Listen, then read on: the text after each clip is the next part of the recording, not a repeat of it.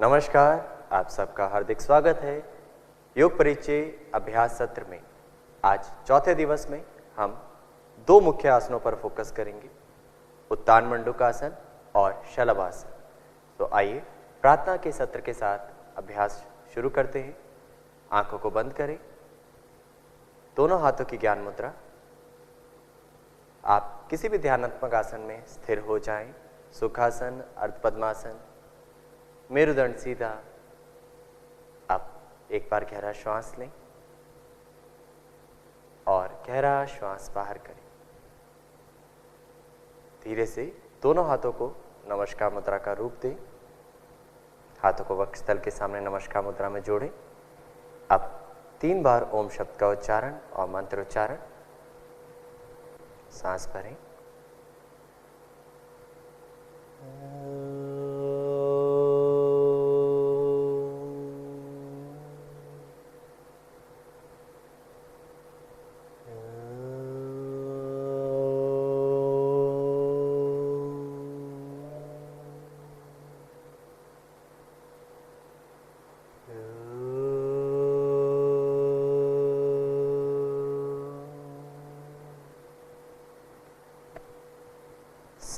संगच्छत्वं संवदत्वं संभो मनसि जानता देवाभागं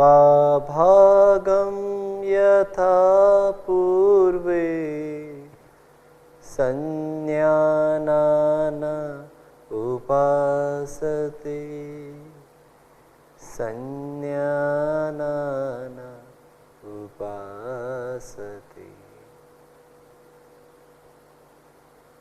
प्रार्थना के भाव को आत्मसार करें और हथेलियों का स्पर्श आंखों पे कराएं। समय लेते हुए धीरे से अपनी आंखें खोलें, हाथों को वापस लाएं। अब चालन क्रियाओं के अभ्यास के लिए अपने स्थान पर खड़े हो जाएं।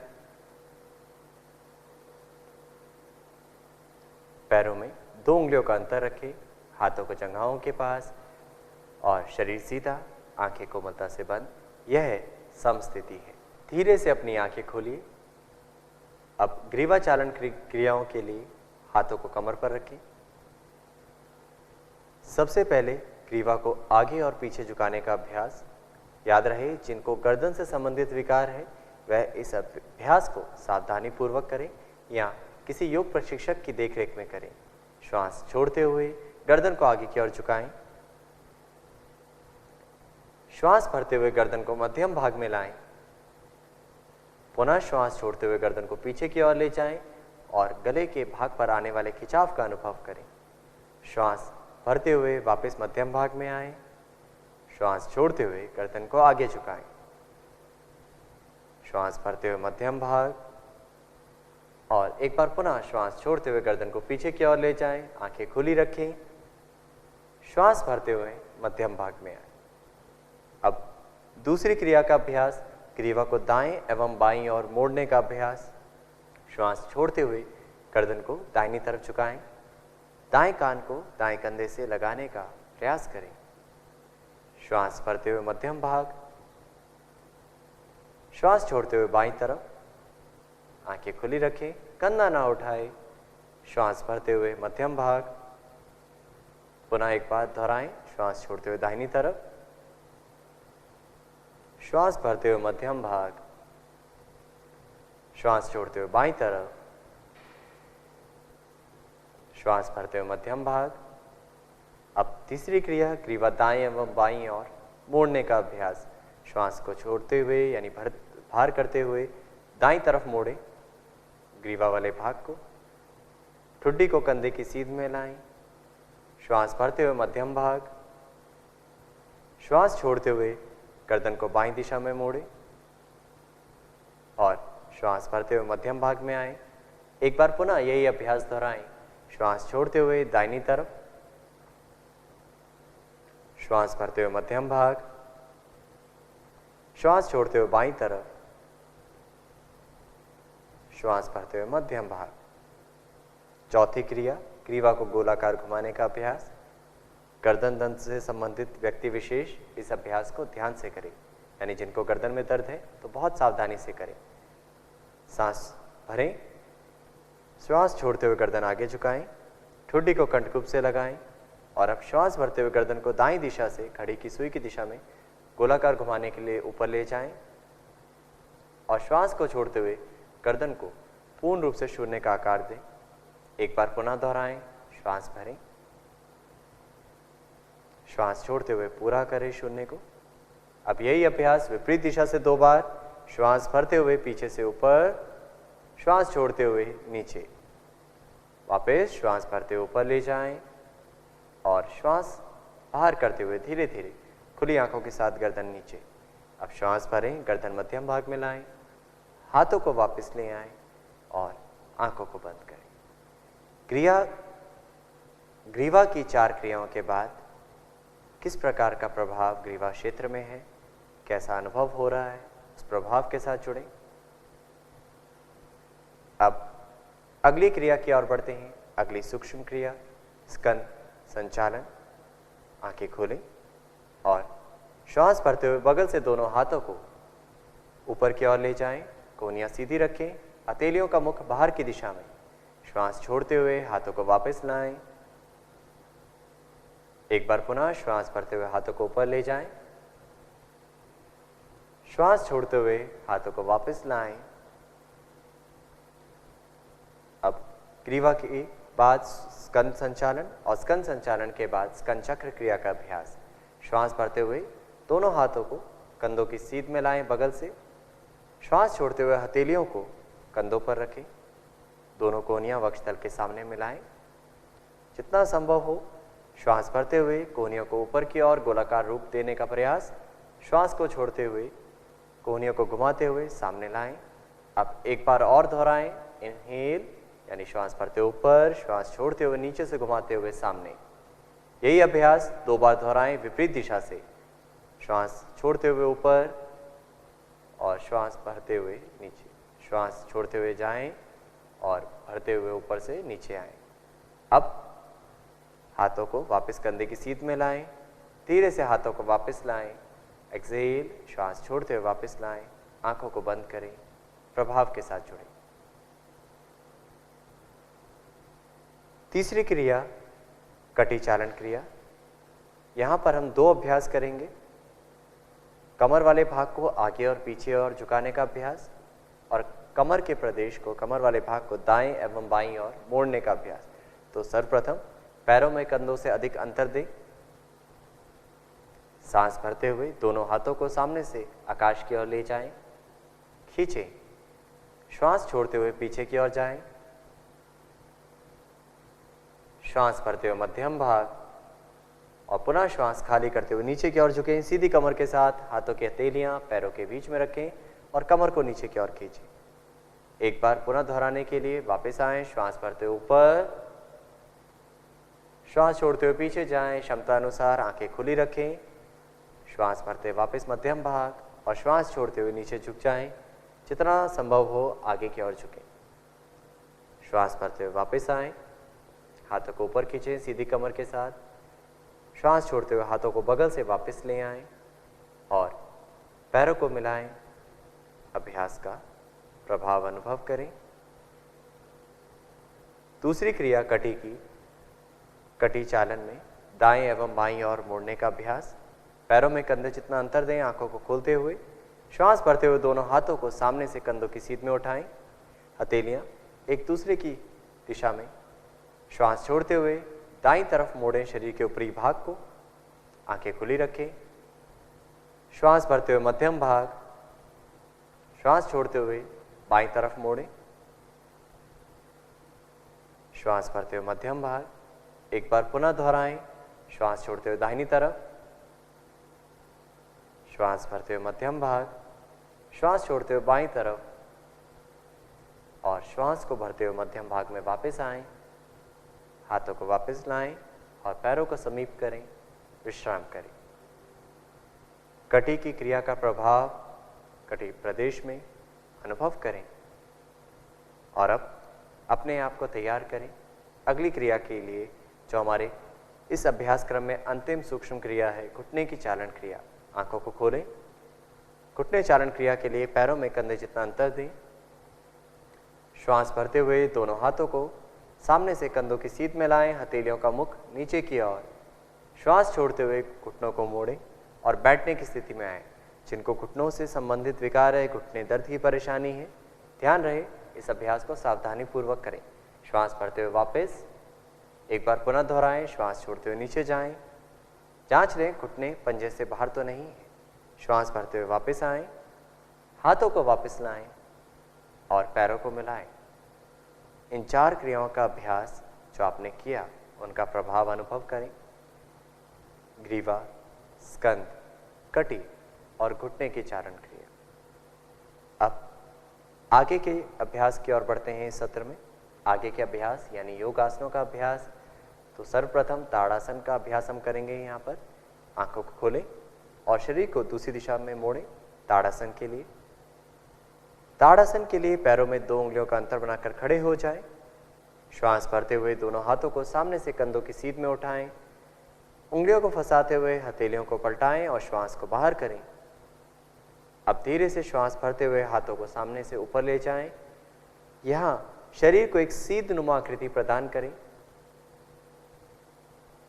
सामान्य श्वास प्रश्वास के साथ शरीर सीधा करें पहले, और अब एक बिंदु पर एकाग्रता बनाते हुए धीरे से एड़ियां उठाएं और पंजों पर संतुलन बनाएं।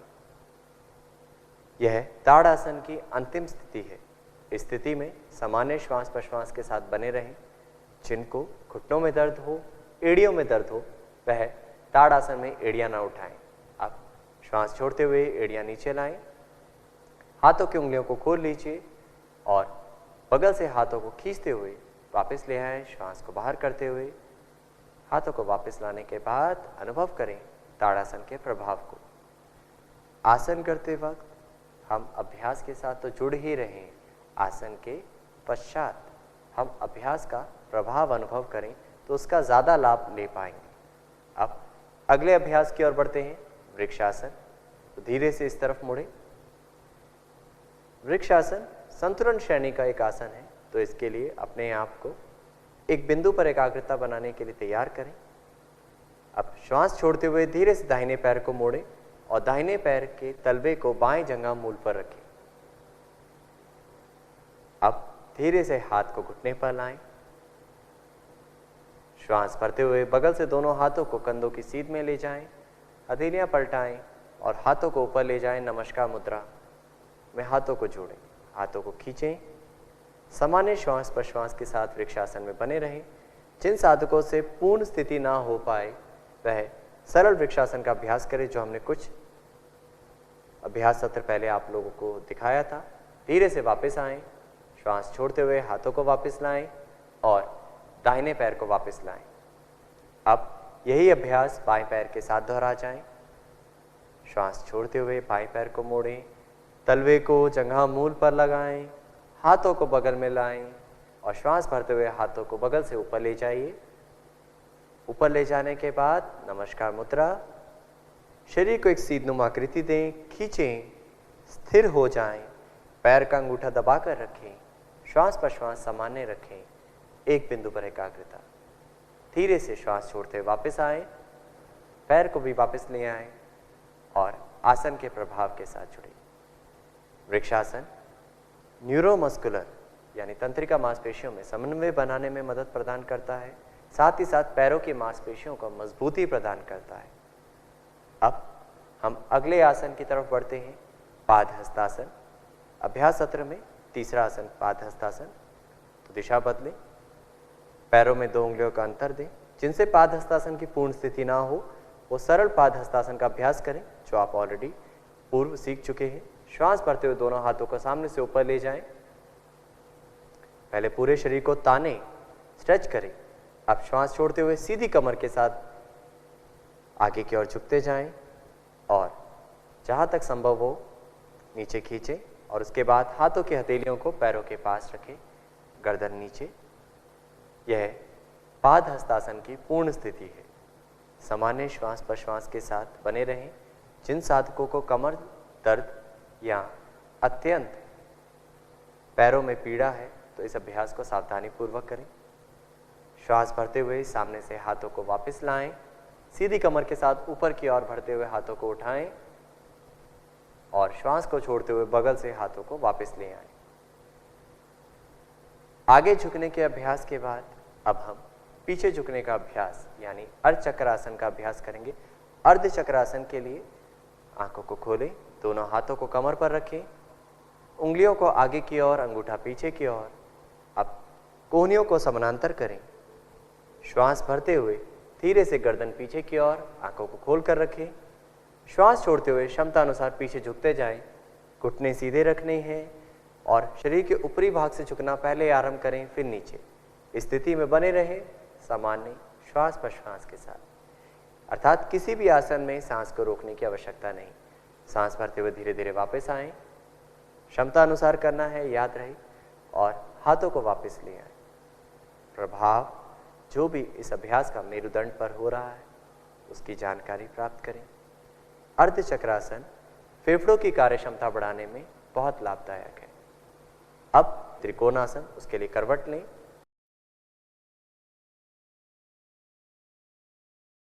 तो त्रिकोणासन के लिए तैयार हो जाएं।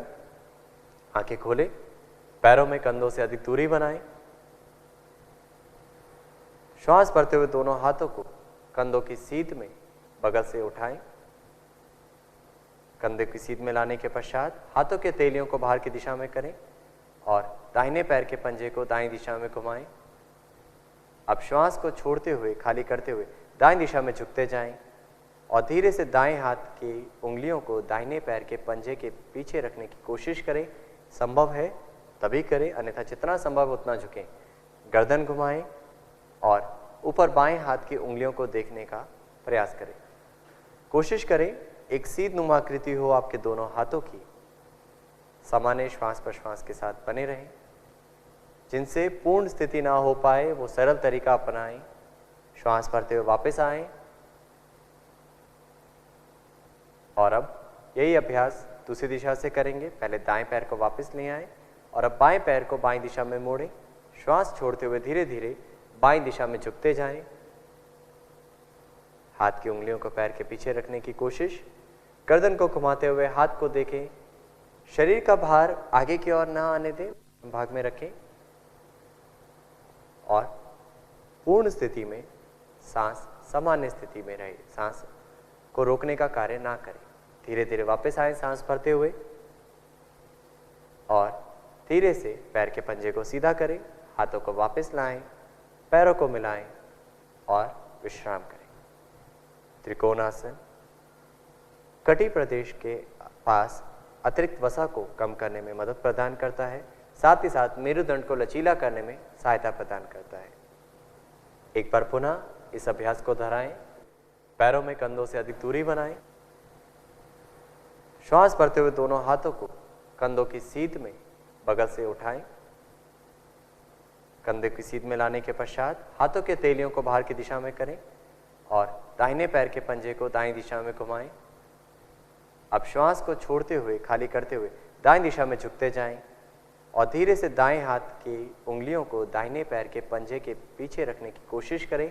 संभव है तभी करें, अन्यथा जितना संभव उतना झुकें। गर्दन घुमाएं और ऊपर बाएं हाथ की उंगलियों को देखने का प्रयास करें। कोशिश करें एक सीध नुमा आकृति हो आपके दोनों हाथों की। सामान्य श्वास प्रश्वास के साथ बने रहें। जिनसे पूर्ण स्थिति ना हो पाए वो सरल तरीका अपनाएं। श्वास भरते हुए वापस आएं और अब यही अभ्यास दूसरी दिशा से करेंगे। पहले दाएं पैर को वापस ले आएं और अब बाएं पैर को बाएं दिशा में मोड़ें। श्वास छोड़ते हुए धीरे धीरे बाएं दिशा में झुकते जाएं। हाथ की उंगलियों को पैर के पीछे रखने की कोशिश। गर्दन को घुमाते हुए हाथ को देखें। शरीर का भार आगे की ओर ना आने दें, भाग में रखें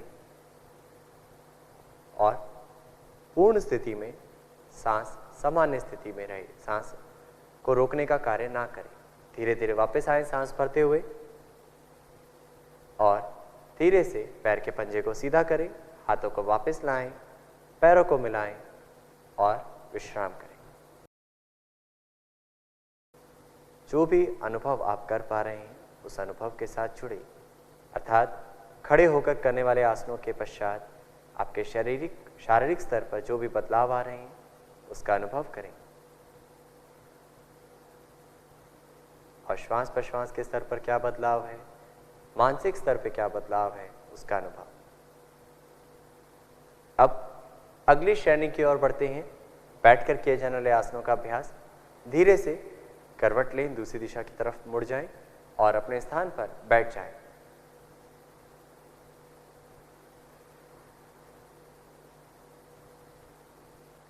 अब बैठकर किए जाने वाले आसनों के लिए अपने आप को तैयार करें।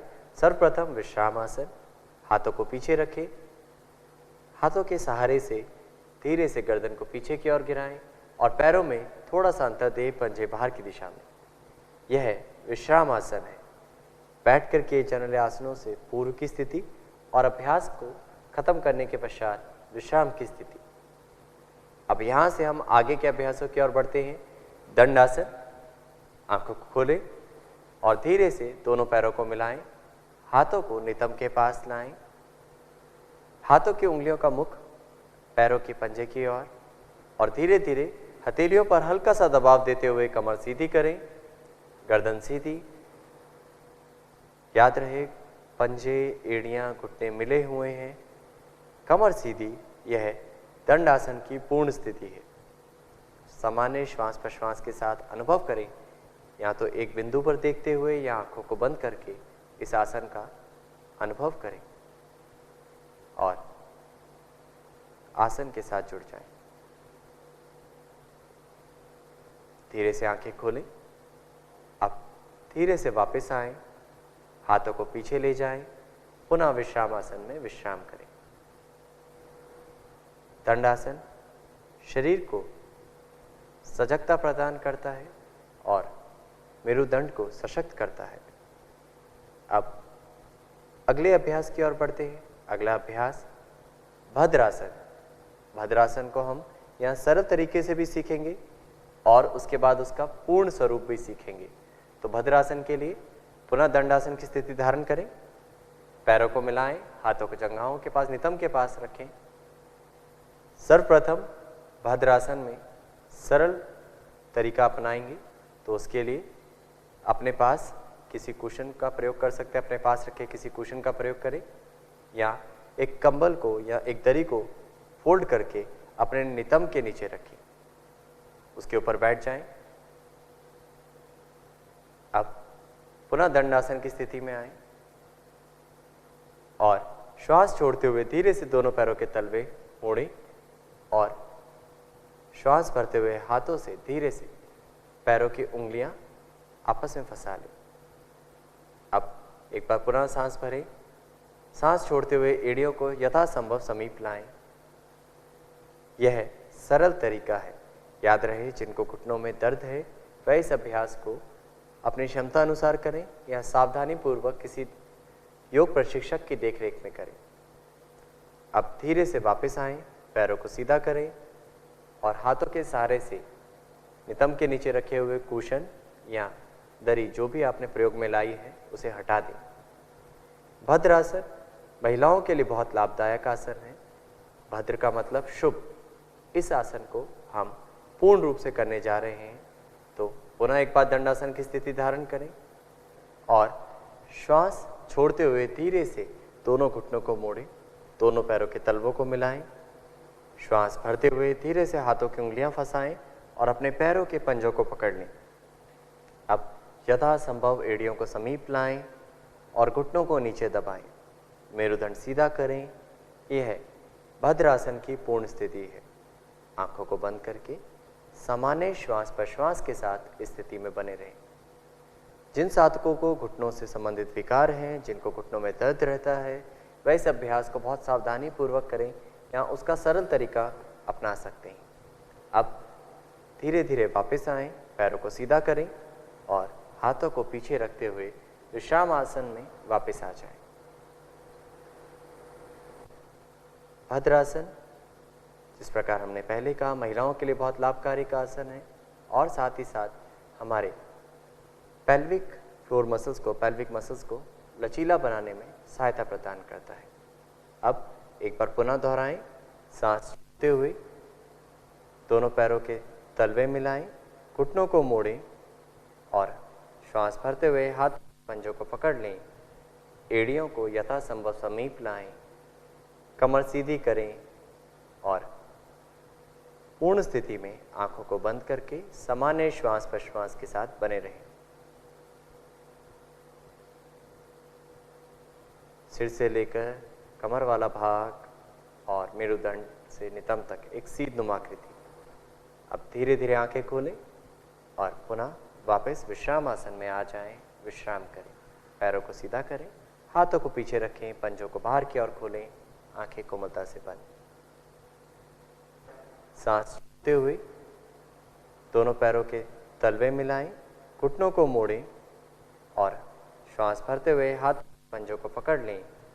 एड़ियों को यथासंभव समीप लाएं, कमर सीधी करें और पूर्ण स्थिति में आंखों को बंद करके सामान्य श्वास प्रश्वास के साथ बने रहें। सिर से लेकर कमर वाला भाग और मेरुदंड से नितंब तक एक सीध आकृति। अब धीरे धीरे आंखें खोलें और पुनः वापस विश्राम आसन में आ जाएं। विश्राम करें, पैरों को सीधा करें, हाथों को पीछे रखें, पंजों को बाहर की ओर खोलें, आंखें कोमलता से बंद। अब अगले अभ्यास की ओर बढ़ते हैं, वज्रासन। तो वज्रासन के लिए धीरे से आंखों को खोलिए, दोनों पैरों को मिलाएं, हाथों को नितंब के पास रखें यानी दंडासन की स्थिति धारण करें। अब यहीं से धीरे से दाहिने पैर को मोड़ें और दाएं पैर की एड़ी को दाहिने नितंब के पास लाएं। यही इसी प्रकार बाएं पैर के साथ करें। याद रहे आपके पैर का अंगूठा सिर्फ आपस में स्पर्श कर रहा हो, एड़ियों के बीच में बैठने की कोशिश करें। अब धीरे से दोनों हाथों को घुटनों पर रखें। यदि जिनके लिए संभव नहीं हो, सहज नहीं हो ये पूर्ण स्थिति, वह सरल तरीका अपना सकते हैं जो आपने पिछले सत्र में सीखा। घुटनों का अंतर कुछ लोग यहाँ पर दे के रखते हैं, तो अपनी क्षमता अनुसार करें। वैसे पूर्ण स्थिति में घुटने मिलाकर रखें, आंखें बंद रखें और श्वास प्रश्वास के साथ स्थिति में बने रहें। वज्रासन, जिनको घुटनों में दर्द है इस आसन का अभ्यास ना करें और एकमात्र यह आसन है जो खाना खाने के पश्चात आप कर सकते हैं और उसका अत्यधिक लाभ उठा सकते हैं। तो धीरे से वापस आएं। अब यहीं से अगले अभ्यास की ओर बढ़ेंगे। अगला अभ्यास अर्धउष्ट्रासन। धीरे से घुटनों के बल खड़े हो जाएं, घुटनों में कुछ इंच की दूरी बनाएं यदि आवश्यकता हो तो। अब धीरे से दोनों हाथों को नितंब पर रखें, उंगलियां नीचे की ओर, दोनों कोहनियों को समानांतर करें और श्वास भरते हुए धीरे से गर्दन को पीछे की ओर ले जाएं, आंखें खुली रखें। श्वास छोड़ते हुए और पीछे झुकने का अभ्यास यथासंभव पूर्ण स्थिति में सामान्य श्वास प्रश्वास के साथ बने रहें। अर्धउष्ट्रासन उन लोगों के लिए जो उष्ट्रासन का अभ्यास ना कर पाएं। यह आसन फेफड़ों की कार्य क्षमता बढ़ाने में मदद प्रदान करता है। धीरे से वापस आ जाएं और वज्रासन की स्थिति में वापस बैठ जाएं और विश्राम करें। बैकवर्ड बेंडिंग के बाद यानी कमर को पीछे मोड़ने के बाद आगे झुकने का अभ्यास, इसका विपरीत आसन शशक आसन। तो शशक आसन के लिए आंखों को खोलें, हाथों के सहारे से घुटनों को फैलाएं, दोनों हाथों को घुटनों के बीच में रखें और अब श्वास छोड़ते हुए धीरे धीरे आगे की ओर झुकते जाएं। यथासंभव झुकें। अब धीरे से अपनी ठुड्डी और सीने वाले भाग को आगे की ओर लगाएं, जितना संभव है जमीन पर लगाएं और इस स्थिति में विश्राम करें। यह शशक आसन की पूर्ण स्थिति है। कमर के खिंचाव का अनुभव करें। याद रहे नितंब वाला भाग ना उठने पाए। जिन साधकों को घुटनों से संबंधित विकार है वह इस आसन को इस तरीके से ना करके अपने सरल स्तर पर कर सकते हैं। धीरे से वापस आएं, श्वास भरते हुए हाथों को वापस ले आएं और हाथों के सहारे से घुटनों को मिलाएं और वज्रासन की स्थिति में आ जाएं। अगला अभ्यास आज का हमारा मुख्य आसन जो इस पर हम फोकस करेंगे, उत्तान मंडूकासन। तो उत्तान मंडूकासन का सबसे पहले सरल तरीका सीखेंगे और उसके पश्चात हम इसका पूर्ण स्वरूप उत्तान मंडूक यानी ऊपर की ओर खिंचा हुआ या तना हुआ एक मेंढक की स्थिति। अब उस अभ्यास के लिए वज्रासन से धीरे से पैरों को फैलाएं, आंखों को खोलते हुए घुटनों को खोल लीजिए।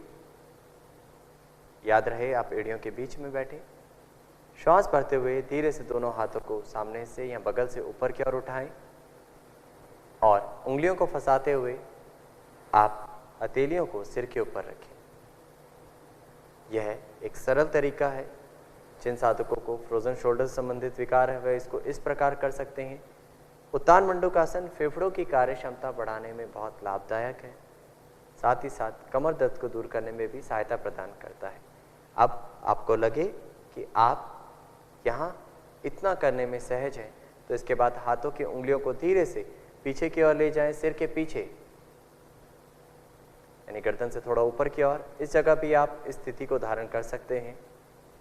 सामान्य श्वास प्रश्वास के साथ यहाँ पर रुकने का प्रयास, और यहाँ भी सहज हो तब आप इसकी पूर्ण स्थिति की ओर बढ़ सकते हैं। तो उसके लिए हम वापस शुरू से करते हैं। धीरे से हाथों को वापस लाएं और पैरों को मिलाएं।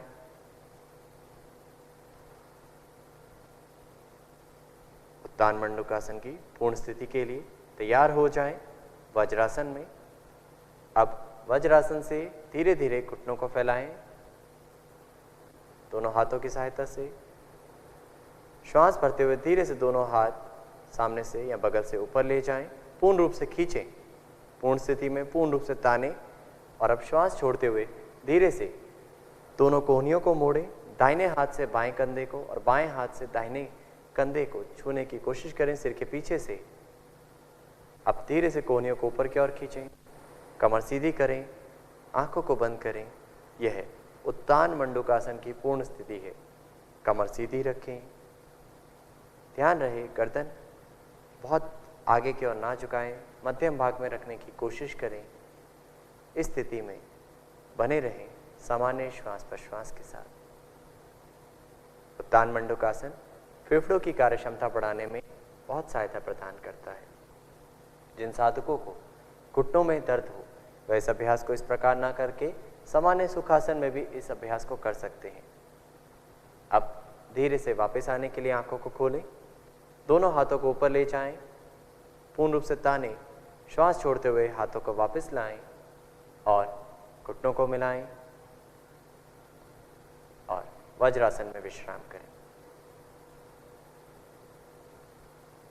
अब हम इस अभ्यास को एक बार और दोहराएंगे।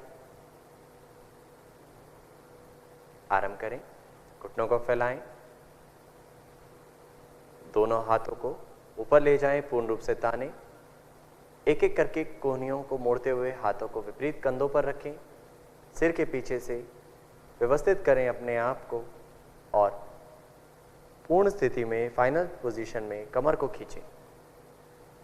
आंखें बंद, बने रहें स्थिति में सामान्य श्वास प्रश्वास के साथ।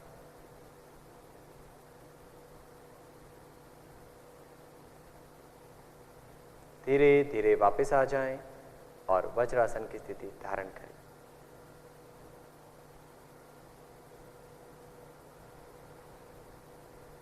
अब यहीं से हम आगे के अभ्यासों की ओर बढ़ेंगे, यानी पेट के बल लेटकर किए जाने वाले आसनों का अभ्यास। धीरे से पेट के बल लेट जाएं,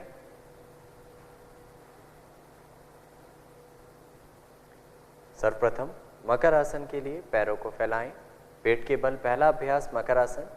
हाथों की कोहनियां मोड़ें, हथेली के ऊपर हथेली रखें और उसके ऊपर अपना दाएं या बाएं गाल स्थिर करते हुए विश्राम करें। यह स्थिति मकर आसन की स्थिति कहलाती है। अब इसी स्थिति से हम आगे की ओर बढ़ेंगे, यानी शलभ आसन की ओर। धीरे से दोनों पैरों को मिलाएं, दोनों हाथों को एक बार आगे की ओर खींचें और अब यहीं से दोनों हाथों को बगल से जंघाओं के पास ले आए। जिनसे शलभासन ना हो पाए वो अर्ध शलभासन का अभ्यास करें। एक बार पहले अर्ध शलभासन, उसका सरल तरीका, श्वास भरते हुए दाहिने पैर को उठाएं। एक बार देख लीजिए। जिनसे शलभासन की पूर्ण स्थिति ना हो पाए, शलभ यानी एक टिड्डे नुमा आकृति, धीरे धीरे वापस आए। यही अभ्यास विपरीत पैर के साथ, दूसरे पैर के साथ। तो अर्ध शलभासन का अभ्यास आप कर सकते हैं यदि ये शलभासन करना सहज ना हो। वापस आएं और अब अपने आप को तैयार करें शलभासन के लिए। दोनों पैर मिलाएं, हाथों को जंघाओं के पास रखें। श्वास भरते हुए बिना घुटनों को मोड़े दोनों पैरों को उठाएं। यथासंभव घुटने सीधे रखें। कमर पर आने वाले प्रभाव के साथ जुड़ें। सामान्य सांस के साथ स्थिति में बने रहें। सांस को रोकने की आवश्यकता नहीं। और अब धीरे से दोनों पैरों को वापस लाएं। मकर आसन में विश्राम करें।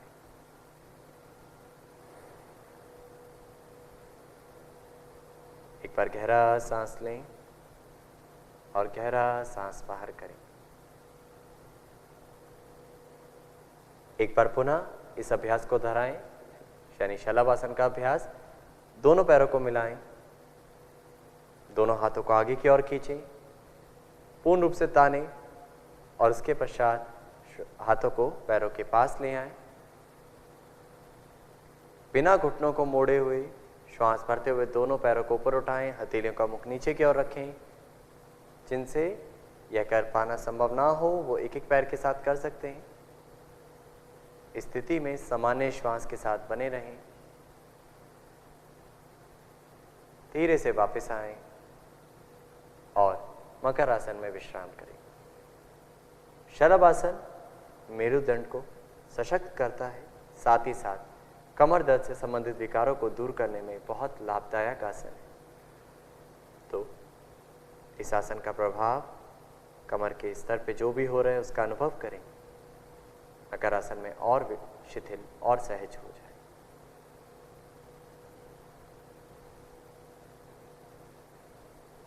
अब आगे के अभ्यास की ओर बढ़ते हैं। धीरे से करवट लें और पीठ के बल लेट जाएं।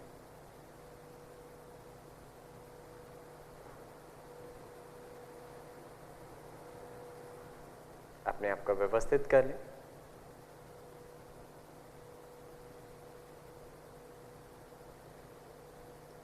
अगला अभ्यास पवन मुक्तासन। दोनों पैरों को मिलाएं, हाथों को जंघाओं के पास रखें। श्वास भरते हुए दोनों पैरों को बिना घुटनों को मोड़े हुए ऊपर उठाएं। घुटनों को मोड़ते हुए श्वास छोड़ते हुए घुटनों को सीने के ऊपर ले आएं। एक बार पुनः श्वास भरें, हाथों की उंगलियों को फंसाएं, घुटने से नीचे वाले भाग को पकड़ लें। यहाँ पर स्थिति में पंजों को बाहर की दिशा में रखें। सामान्य श्वास पर श्वास करें।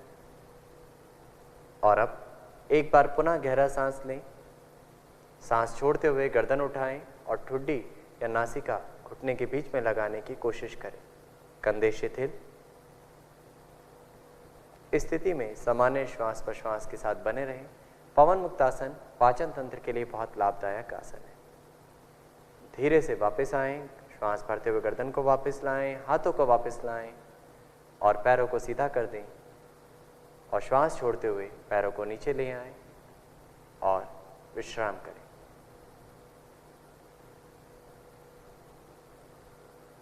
अब हम अगले अभ्यास की ओर बढ़ेंगे, शवासन। शवासन के लिए पैरों में कुछ इंच की दूरी, पंजे बाहर की दिशा में, हाथों को जंघाओं से थोड़ा दूर करें। हथेलियों का मुख आसमान की ओर, आंखें कोमलता से बंद। और यह आसन पूरे शरीर और मन को शिथिलता प्रदान करने में बहुत लाभकारी है, तनाव को दूर करने में बहुत लाभकारी है। तो आइए देखते हैं शवासन का अभ्यास करते हैं। पैरों में अंतर, कंधों से अधिक, पंजे बाहर की दिशा में, हाथों को जंघाओं से थोड़ा दूर रखें, हथेलियां आसमान की ओर खुली हुई। यह स्थिति शवासन की स्थिति कहलाती है।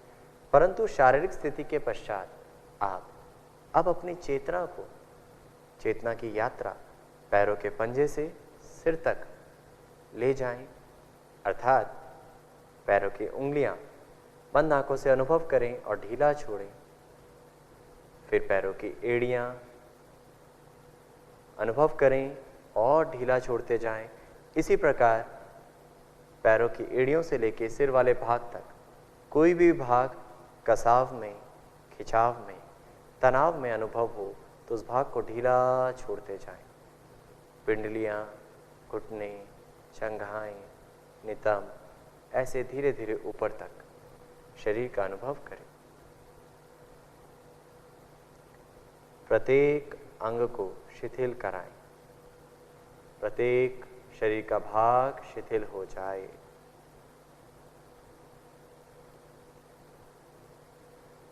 और अब शरीर में आने और जाने वाली सांस के प्रति सजग, जो श्वास भीतर आ रही है, जो श्वास बाहर जा रही है, आती और जाती श्वास की जानकारी, कुछ एक गहरे श्वास प्रश्वास और शरीर को और शिथिल और शांत और सहज होने दें। गहरा सांस लें, गहरा सांस बाहर करें।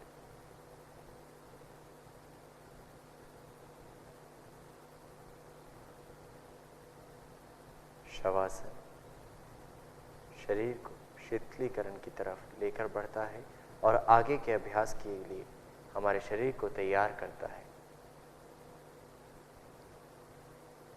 शवासन और शिथिल और शांत होते जाएं। हर प्रश्वास के साथ शरीर को और ढीला छोड़ते जाएं।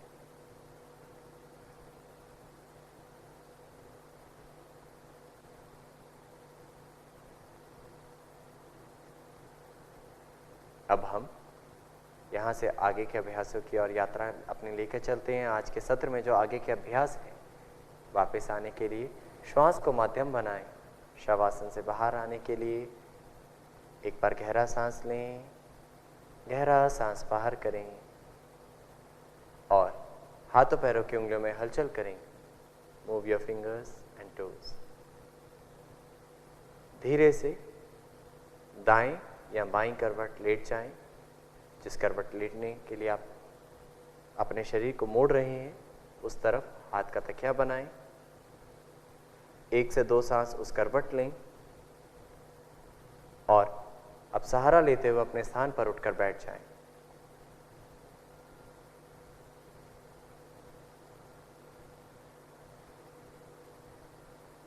अपने आप को व्यवस्थित कर लें। यहाँ पर हम कुछ एक दीर्घ श्वास प्रश्वास का अभ्यास करेंगे, यानी गहरा श्वसन क्रिया का अभ्यास, डीप ब्रीदिंग का अभ्यास। तो किसी भी ध्यानात्मक आसन को धारण कर लें। हाथों की ज्ञान मुद्रा, आंखें कोमलता से बंद, पूर्ण रूप से सांस बाहर करें और अब धीमा लंबा गहरा सांस लें। सांस लेते वक्त आपका पेट, फिर सीने वाला भाग और कंधे वाले भाग को फैलता हुआ अनुभव करें। सांस छोड़ते हुए धीरे धीरे ऊपर से नीचे की ओर ऐसे 2 से 3 श्वास और कर जाएं। धीमा लंबा गहरा श्वास, धीमा लंबा गहरा श्वास बाहर करें।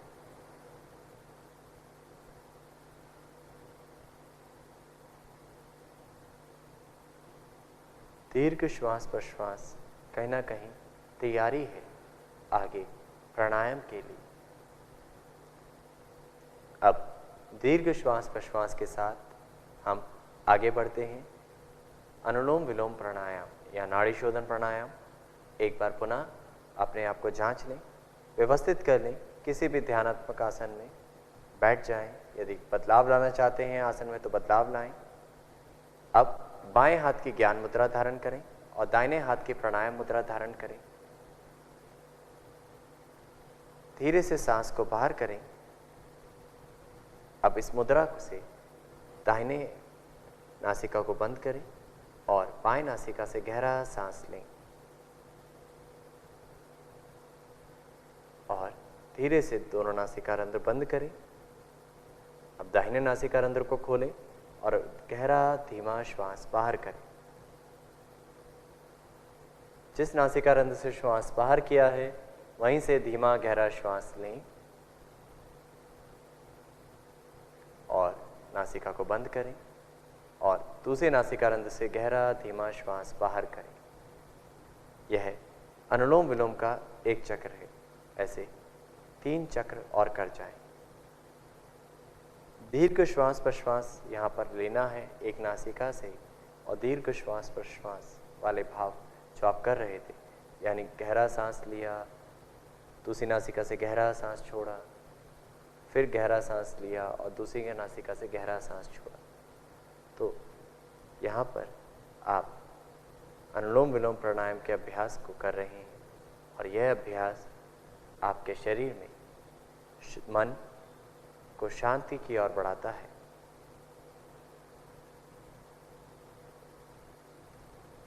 यह अभ्यास आपके शरीर और मन में सामंजस्य बढ़ाने में मदद प्रदान करता है और मन को शांति की ओर लेकर जाता है।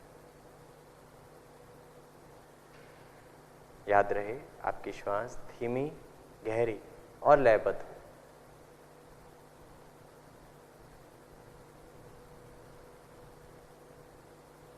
जब 3 चरण पूर्ण हो जाएं, तब धीरे से हाथ को वापस लाएंगे।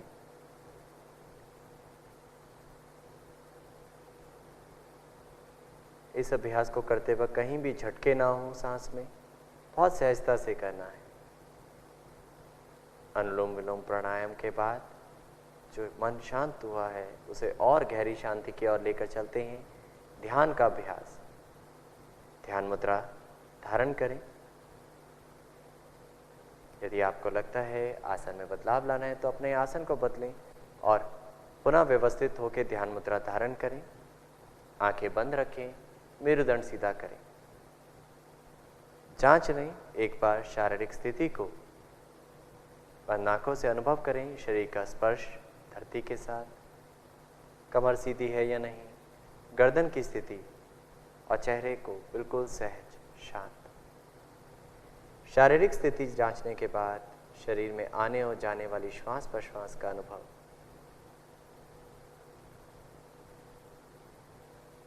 हर एक सांस को देख जाएं,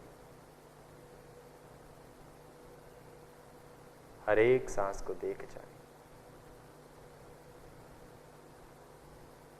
यानी जो भी सांस भीतर आ रही है उसकी जानकारी हो, जो भी सांस बाहर जा रही है उसका अनुभव हो।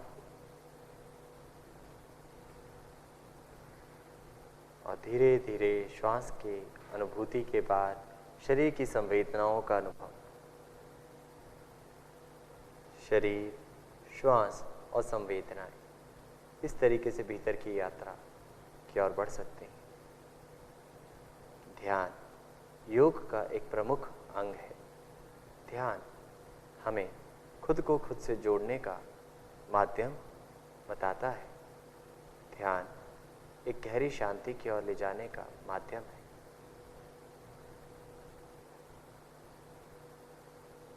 अब धीरे धीरे यहीं से श्वास को माध्यम बनाएं वापस आने के लिए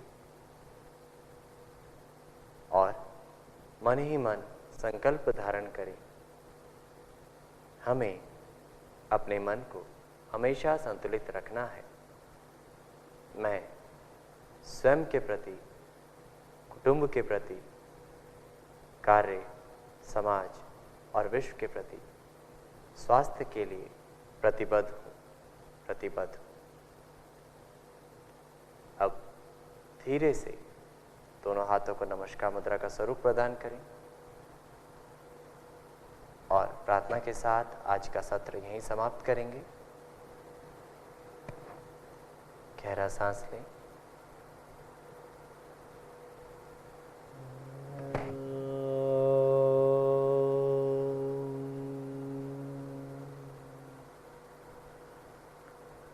सर्वे भवन्तु सुखिनः, सर्वे सन्तु निरामया, सर्वे भद्राणि पश्यन्तु मा कश्चित् दुःखभाग् भवेत्, मा कश्चित् दुःखभाग् भवेत्। ॐ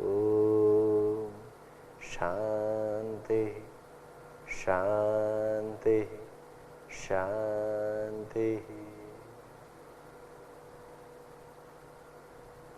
धीरे से हाथों के हथेलियों का स्पर्श आंखों पे कराएं। समय लेते अपनी आंखें खोलें और हाथों को वापस ले आएं। धन्यवाद। आज का सत्र यहीं समाप्त करते हैं।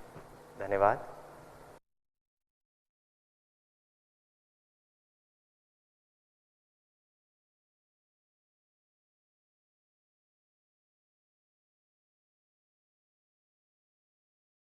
नमस्कार। योग परिचय कार्यक्रम के चतुर्थ दिवस के व्याख्यान सत्र में आप सभी का हार्दिक स्वागत है। व्याख्यान सत्र का आरंभ हम प्रार्थना के साथ करेंगे। आंखों को कोमलता से बंद करें। दोनों हाथ नमस्कार मुद्रा में। लंबा गहरा श्वास लें।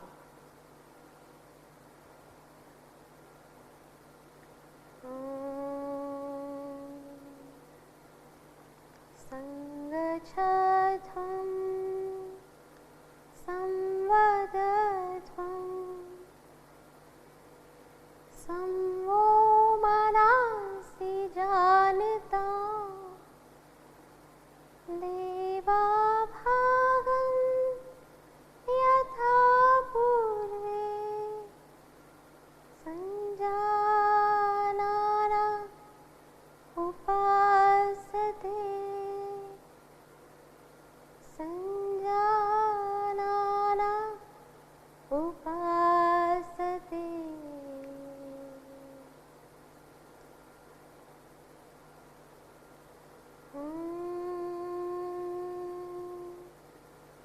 शांति शांति शांति।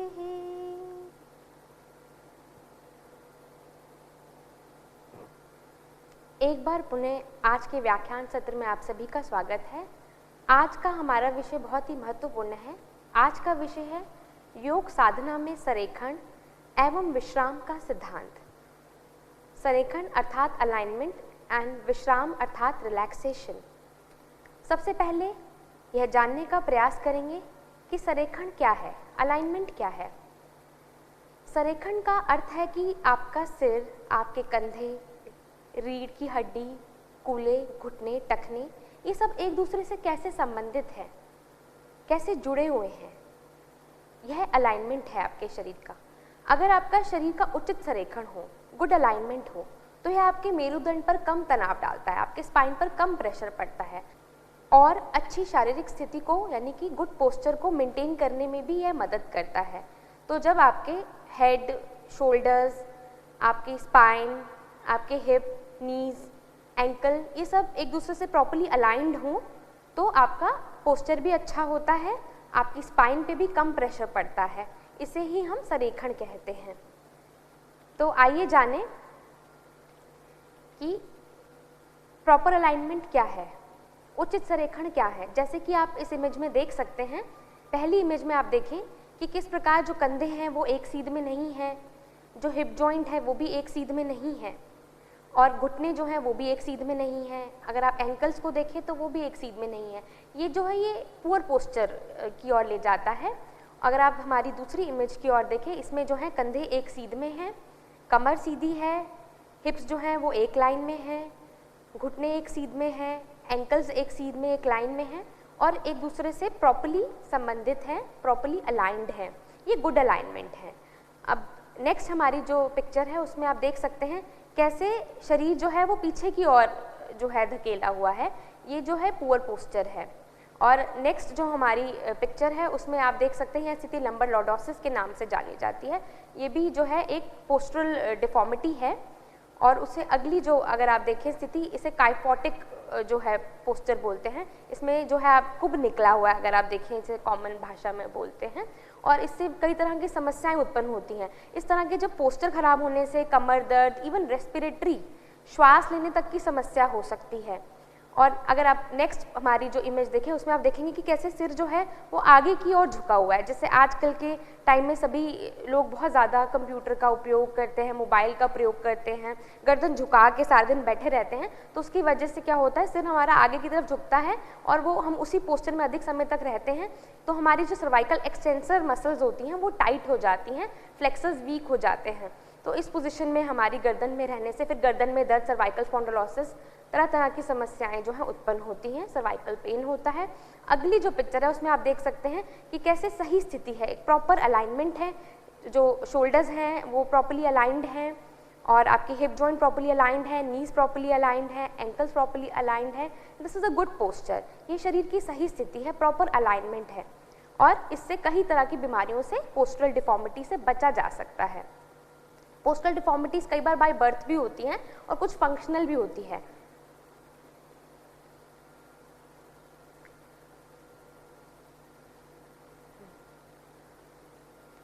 जो हमारे जोड़ हैं, हमारे जॉइंट्स हैं, हमारी मसल्स हैं, हमारी मांसपेशियां हैं, ये जो है इनका बहुत महत्वपूर्ण रोल होता है कि हमारी शारीरिक जो स्थिति है उसके सही रख रखाव में, यानी प्रॉपर जो गुड पोस्चर है उसके लिए जो हमारे जॉइंट्स और मसल्स हैं ये बहुत इंपॉर्टेंट रोल निभाते हैं। और आजकल क्यों प्रॉब्लम आ रही है, क्यों पोस्चरल डिफॉर्मिटीज़ हो रही हैं, क्यों अलाइनमेंट में प्रॉब्लम आ रहा है, क्योंकि हमारी जीवन शैली जो है बहुत इनएक्टिव हो गई है, बहुत गतिहीन हो गई है, हम उतने एक्टिव नहीं रहे हैं, तो हमारी मांसपेशियों में बहुत उतना लचीलापन नहीं है क्योंकि हम व्यायाम नहीं करते हैं, वो शक्तिहीन हो रही हैं, उनमें वो जल्दी थक जाते हैं, हम उनकी सहन शक्ति कम हो गई है। तो जो हमारे मांसपेशियों का जो असंतुलन की स्थिति है ये हमारे पोस्चर को भी खराब करती है और फिर उससे जुड़ी हुई समस्याओं को, जैसे कमर में दर्द, गर्दन में दर्द, इस तरह की समस्याएं को उत्पन्न करती हैं, समस्याओं को उत्पन्न करती हैं। अब योगाभ्यास में संरेखण महत्वपूर्ण क्यों है? अब जैसे कि अगर आपकी गर्दन की मांसपेशियां टाइट हो गई तो गर्दन में पेन हो सकता है। अगर आपकी कंधे की मांसपेशियां सख्त हो गई, टाइट हो गई, तो आपको फ्रोजन शोल्डर आदि की समस्या हो सकती है। आपकी हिप की मसल्स टाइट हो गई तनाव के कारण और या फिर इनएक्टिविटी के कारण, तो आपको हिप में पेन होने लग गया। इसी तरह घुटने की मांसपेशियां जो हैं अगर वो सख्त हो जाती हैं, आपकी घुटने से संबंधित जो मांसपेशियां हैं जैसे कि क्वाड्रिसेप मसल्स और हैमस्ट्रिंग मसल्स, अगर वो टाइट हो जाती हैं तो घुटने में दर्द की समस्या हो सकती है। तो इसलिए बहुत ज़रूरी है कि आपका संरेखण जो है, अलाइनमेंट है, वो प्रॉपर हो ताकि आपका पोस्चर ठीक हो, आपकी मसल्स में कहीं टाइटनिंग ना हो, कहीं सख्त ना हो वो ज़्यादा, तो आपको उससे संबंधित ये जो मस्कुलोस्केलेटल पेन जो समस्याएं उत्पन्न होती हैं वो ना हो। हमारे योग में देखिए पंचकोश का सिद्धांत है। योग जो है वो शरीर को सिर्फ ये फिजिकल बॉडी नहीं मानता है, हम पंचकोश में अपने शरीर को विभाजित करते हैं। एक आउटर जो लेयर है, जैसा कि हम पहले भी आपसे बात कर चुके हैं इसके बारे में, जैसे अन्नमय कोश कहते हैं जो फिजिकल बॉडी है जो अन्न से बना है। फिर हमारे प्राणमय कोश आता है जो हमारी प्राणमय परत है। फिर मनोमय कोश जिसमें हमारे विचार, हमारी भावनाएं जिसके अंतर्गत आती हैं। फिर हमारा विज्ञानमय कोश और अंत में इनरमोस्ट जो है सबसे अंदर आनंदमय कोश जो हमारा है, ब्लिसफुल जो हमारा कोश है जो ब्लिस की तरफ हमें ले जाता है। तो होता क्या है, योग वशिष्ठ में ऐसा माना गया है जो रोग है, कोई भी रोग है वो मन से शुरू होता है। जब मनोमय कोश में कुछ गड़बड़ होती है, हमारे विचार भावनाएं नेगेटिव होते हैं, तो वो फिर हमारे प्राण के प्रवाह को प्राणमय कोश में प्रभावित करते हैं। सबसे पहले आप कभी भी देखेंगे जब भी मन में कोई टेंशन होती है, आपके मन में कोई विचार बार बार आ रहा होता है, परेशान होते हैं, तो आप क्या होता है, आपकी ब्रीदिंग बहुत इराटिक हो जाती है, आप उतना लंबा गहरा श्वास नहीं लेते, धीमा श्वास नहीं लेते हैं, आपका हल्का श्वास हो जाता है, जिसे कि शैलो ब्रीदिंग कह सकते हैं हम। तो इरेगुलर जो ब्रीदिंग रिदम हो जाती है उसके कारण फिर वो आपके अन्नमय कोश को प्रभावित करता है। और आप देखेंगे, आप आराम से पहचान सकते हैं कि व्यक्ति की शारीरिक स्थिति के अनुसार ही कि उसके मन की स्थिति क्या है। एक प्रसन्न व्यक्ति जो होता है उसकी बॉडी लैंग्वेज ही बता देती है कि पर्सन जो है वो खुश है, प्रसन्न है, उसकी ब्रीदिंग जो है वो स्लो होगी, काम होगी। और एक जो व्यक्ति जो है तनावग्रस्त है उसके आप चेहरे के हाव भाव, उसके शरीर की जो स्थिति, अलाइनमेंट एंड बॉडी पोस्चर से ही आप पहचान सकते हैं कि उसके मन की स्थिति क्या है। तो जो हमारी मन की स्थिति होती है वो भी हमारे प्राण को भी प्रभावित करती है और हमारी फिजिकल बॉडी, अन्नमय शरीर को भी प्रभावित करती है, हमारे अलाइनमेंट को और अल्टीमेटली हमारे पोस्चर को भी प्रभावित करती है और फिर उससे संबंधित रोग होते हैं। अगर मन में समस्या होगी तो प्राण भी, आपके प्राणमय कोश में भी समस्या होगी और फिर अन्नमय कोश में भी तरह तरह के रोग उत्पन्न होंगे। अब हमारे शरीर में चक्र हैं, ऊर्जा केंद्र हैं, जैसे कि मूलाधार चक्र, स्वादिष्ठान चक्र, मणिपुर चक्र, अनहत चक्र, विशुद्धि चक्र, आज्ञा चक्र, सहस्रार चक्र। तो ये जो चक्र हैं इनकी पर्टिकुलर लोकेशन है, जैसा कि आप सभी जानते हैं, और इन चक्रों का अपना अपना फंक्शन भी है। जैसे कि जो हमारा मणिपुर चक्र है वो हमारे क्रिएटिव एनर्जी को बढ़ाता है और डाइजेशन को भी इम्प्रूव करता है। हमारा मूलाधार चक्र जो है हमारी एड्रेनल ग्लैंड से संबंधित है और हमारा जो स्वादिष्ठान चक्र है वो हमारी रिप्रोडक्टिव ग्लैंड से संबंधित है। तो ये जो सारे चक्र हैं ये हमारे अंतःस्रावी ग्रंथियों से यानी एंडोक्राइन ग्लैंड से भी संबंधित है और अगर इन चक्र में कोई भी इनकी एनर्जी में इम्बैलेंस क्रिएट होते हैं, कोई भी ब्लॉकेजेस आती हैं, कोई भी रुकावट आती है इनमें, तो उसके कारण भी तरह तरह की बीमारियां होती हैं। जैसे कि अगर मूलाधार चक्र में अगर कोई भी वहाँ पे ब्लॉकेज आ जाती है तो उससे संबंधित जो है अंतःग्रावी जो ग्रंथियाँ हैं जैसे एड्रेनल ग्लैंड्स हैं, तो व्यक्ति बहुत जल्दी डर जाता है, वो प्रभावित हो जाती है। और इसी प्रकार अगर किसी व्यक्ति के मणिपुर चक्र में ब्लॉकेज है तो उसे डाइजेस्टिव इश्यूज रह सकते हैं, उसको पाचन तंत्र संबंधी समस्या हो सकती है। अगर किसी व्यक्ति के अनहत चक्र में ब्लॉकेज है, रुकावट है, वहाँ पे ऊर्जा केंद्र में वहाँ पे कोई रुकावट आ जाती है तो उसे श्वसन संबंधी समस्या हो सकती है, हृदय संबंधी समस्या हो सकती है। अगर किसी के विशुद्धि चक्र में अगर वहाँ पे ब्लॉकेज आ जाती है तो क्योंकि हमारा विशुद्धि चक्र थायराइड ग्लैंड से भी और हमारे कम्युनिकेशन, जो हम कम्युनिकेट करते हैं, एक्सप्रेशन जो हमारा फीलिंग्स का होता है उससे संबंधित है, तो स्पीच जो है उससे रिलेटेड जो है व्यक्ति को जो है समस्याएं आ सकती हैं।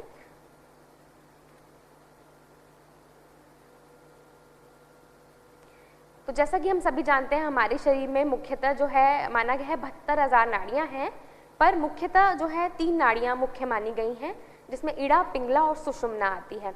तो इड़ा और पिंगला नाड़ी जो है, इड़ा नाड़ी जो हमारी है वो हमारे शरीर के, अगर हम बात करें नासिका के, तो वो बाई नासिका से संबंधित है, लेफ्ट नॉस्ट्रिल से, और पिंगला दाई नासिका से संबंधित है।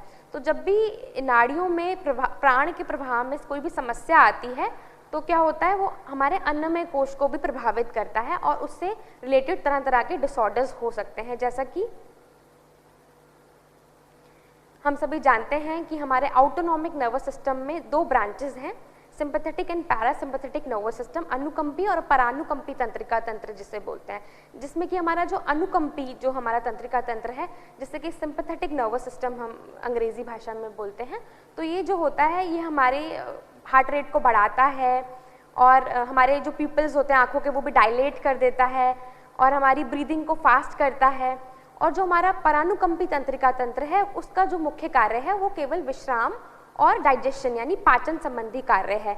तो होता क्या है, आजकल के तनावपूर्ण जीवन में अनुकंपी तंत्र जो है वो अधिक सजग हो गया है।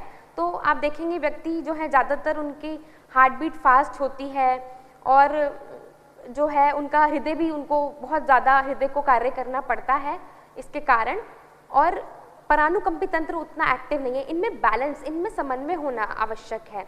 तो हम योग के द्वारा अनुकंपी तंत्र से परानुकंपी तंत्र की ओर उसको पहले एक्टिवेट करते हैं ताकि आप विश्राम की अवस्था में आएँ, ताकि आपका पाचन तंत्र सही से कार्य करे, और फिर धीरे धीरे हम इनके बैलेंस की ओर आते हैं कि इन दोनों में बैलेंस जो है वो सामंजस्य हम स्थापित कर पाएँ। अब हम बात करेंगे योग में संरेखण के मुख्य सिद्धांत क्या हैं। देखो, ज़रूरी है कि कमर गर्दन को सीधा रखें। जब भी आप योग करते हैं तो बहुत ही ज़रूरी है कि कमर गर्दन को सीधा रखा जाए, जैसे कि भगवद गीता में भी लिखा है समकाय शिरोग्रीवम। तो कमर गर्दन को सीधा रखना ये बहुत ही महत्वपूर्ण सिद्धांत है। और आप अपनी कोर मसल, जो पेट की मांसपेशियां हैं, उनको भी एंगेज करें, उनको भी संलग्न करें। जो भी आप कोई अभ्यास करते ध्यान रखें, आप कोर मसल्स को टाइट रखें, वो भी सपोर्ट करती हैं आपकी बैक मसल्स को। और ठोस आधार से आप आरंभ करें हमेशा। जब कोई आप आसन कर रहे हैं, आपके जो पैर हैं वो फर्मली प्लेस्ड होने चाहिए मैट पे, उसके चारों कॉर्नर्स, तो आपको स्टेबिलिटी मिलेगी आसन में। और आप अभ्यास करते हुए जो आपके विभिन्न आसन हैं उसके अनुसार आपको ये ध्यान देना होता है कि शरीर के किस अंग को आपने कड़ा करना है, किस अंग को शिथिल करना है। ये बहुत ज़रूरी होता है। कई बार क्या होता है, लोग आसन करते हैं वो पूरे शरीर को ही टाइट कर लेते हैं। ये आसन करने का सही तरीका नहीं है। ये आपकी अलाइनमेंट जो है इसमें ख़राब हो जाती है, पोस्चर ख़राब हो जाता है। तो सही तरीके से अभ्यास करने का ये तरीका है कि आपको पता होना चाहिए कि किस भाग को शिथिल छोड़ना है ताकि वहाँ मूवमेंट ठीक से हो सके, और कहाँ आपको टाइट रखना है ताकि आपको इंजरी ना हो, आप गिरे ना। किस भाग को आपको टाइट रखना है और किसको लूज करना है, इस पे हम भी आप जो है ये भी संरेखण का एक महत्वपूर्ण सिद्धांत है। और ये भी बहुत ज़रूरी है कि आसन में जाते हुए और आसन से वापस आते हुए हमेशा अपने श्वास के प्रति आप सजग रहें। जब आप आसन में जाते हैं तो किस प्रकार श्वास लेना है, आसन से वापस आते हैं तो किस प्रकार श्वास लेना है, यही जो है आसन को व्यायाम से अलग बनाता है। तो श्वास के प्रति ज़रूर सजग रहें आसन करते हुए। अब इस संरेखण को आप कैसे सुधारें, तो उसके लिए कुछ कॉन्सेप्ट्स का आपको जानना बहुत ज़रूरी है। पहले कि हमारा एक गुरुत्वाकर्षण की रेखा होती है जिसे लाइन ऑफ ग्रेविटी भी बोलते हैं। ये शरीर को हमारे इक्वली 2 पार्ट्स में विभाजित करती है। अगर आप सामने और पीछे की ओर से देखें या दाएं और बाएं, तो ये हमारे सिर से और विभिन्न जॉइंट्स को क्रॉस करती हुई हमारे दोनों पैरों के बीच में ठीक आती है। तो जो लाइन ऑफ ग्रेविटी है ये आपके शरीर को समान रूप से विभाजित कर, जैसे आप अभी भी खड़े हैं तो आपको फील होना चाहिए आपका वेट जो है दोनों पैरों पे इक्वली जो है बैलेंस्ड है। सेंटर ऑफ ग्रेविटी होती है हमारे शरीर की, जो कि काल्पनिक रूप से अगर हम देखें S2 जो है हम उसे उस लेवल पर होती है ह्यूमन बॉडी में। और ये जो है चेंज हमारी पोजीशन के अकॉर्डिंग चेंज होती रहती है। और एक जब आप बैठते हैं तो जहाँ बैठते हैं तो जितना एरिया आपका जो है वो भूमि या जहाँ बैठे हैं उसके कांटेक्ट में आता है वो आपका बेस ऑफ सपोर्ट होता है, जो आपको सपोर्ट प्रदान करता है। तो जब हमारा बैलेंस हमारा तभी बनेगा, प्रॉपर अलाइनमेंट हमारा तभी बनेगा जब आपका बेस ऑफ सपोर्ट अधिक हो, या तो कि जैसे कि आप खड़े हैं तो आपका बेस ऑफ सपोर्ट आपने पैर मिलाए तो बेस ऑफ सपोर्ट आपका जो है वो अभी कम है। आप ताड़ासन में खड़े हुए अपनी हील्स उठा लिया, आपका बेस ऑफ सपोर्ट और कम हो गया क्योंकि अब आपकी सिर्फ जो पंजे हैं वही जो है वो भूमि के कांटेक्ट में है। या आप बैठ गए, अब आपका बेस ऑफ सपोर्ट जो है पहले से बढ़ गया क्योंकि अधिक जो है शरीर का भाग जो है अब वो भूमि के स्पर्श में आ गया, कांटेक्ट में आ गया, तो आपका सपोर्ट बढ़ गया, बेस बढ़ गया, तो आप कंपैरेटिवली स्टेबल हो जाएंगे। और एक और पोजीशन आ जाती है जिसमें आप लेट जाते हैं। जब आप लेट जाते हैं आपका बेस ऑफ सपोर्ट मैक्सिमम हो जाता है, तो उसमें आप और जो है बेस ऑफ सपोर्ट जो मैक्सिमम होता है तो आप और ज़्यादा स्थिर हो जाते हैं, और ज़्यादा स्टेबल हो जाते हैं, और ज़्यादा बैलेंस्ड हो जाते हैं। और हर पोजीशन चेंज होने के साथ साथ हमारा COG भी चेंज होता है। जैसे कि अगर आपने हाथ ऊपर उठाए तो COG आपका ऊपर की तरह शिफ्ट कर गया, और अगर आपने जो है आप सपोज आप लेट गए तो आपका या बैठ गए तो आपका जो COG है वो नीचे की तरफ शिफ्ट करता है। जितना COG जो है आपका सेंटर ऑफ ग्रेविटी जो है वो आपका बेस ऑफ सपोर्ट के पास हो, जितना वो उसके पास हो उतना ही ज़्यादा जो है आप बैलेंस्ड होते हैं, उतने ही ज़्यादा आप स्टेबल होते हैं। बैठी हुई पोजीशन में खड़ी हुई पोजीशन के कंपैरेटिवली जो आपका सेंटर ऑफ ग्रेविटी है वो बेस ऑफ सपोर्ट के अधिक पास है। और बैलेंस को मेंटेन करने के लिए ये भी बहुत ज़रूरी है कि जो आपकी लाइन ऑफ ग्रेविटी है वो बेस ऑफ सपोर्ट के बाहर ना जाए कभी भी। जब तक वो उसके अंदर रहेगी तब तक आप बैलेंस रहेंगे। अब जब अंदर नहीं रहेगी, वो उससे बाहर आ जाएगी, तो पर्सन जो है वो गिर सकता है, उसका बैलेंस बिगड़ सकता है।